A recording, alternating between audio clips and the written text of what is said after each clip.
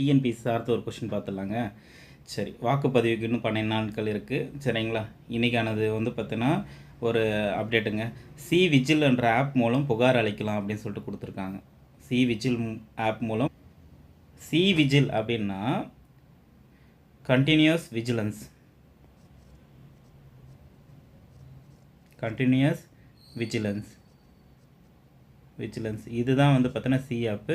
கண்காணிப்பு அப்படின்னா தொடர் கண்காணிப்பு தான்ன்றது சி விஜில். கண்டினியூஸ் விஜிலன்ஸ்னால் தொடர் கண்காணிப்புன்றது மீனிங். சரிங்களா, இது எலெக்ஷன் கமிஷன் வந்து 2018 வந்து பார்த்தீங்கன்னா அறிமுகப்படுத்தப்பட்டது. சரிங்களா, இது எம்சிசின்னு சொல்லுவாங்க. எம்சிசி அப்படின்னா மாடல் ஆஃப் கோட் ஆஃப் கான்டக்ட்னு சொல்லுவாங்க. கோட் ஆஃப் கான்டக்ட்னு சொல்லுவாங்களா, மாடல் கோட் ஆஃப் கான்டக்ட்னு சொல்லுவாங்க. Full name MCC, model code of contact.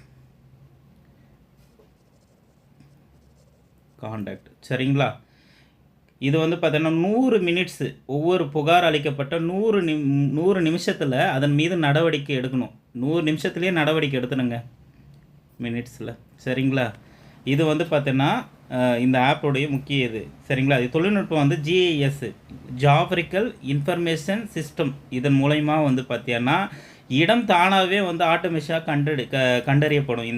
எந்த இடத்துல புகார் இழந்தது அதுக்கான. சரி, நேரடியாக லைவ் மட்டுமே பதிவு செய்ய முடியுது.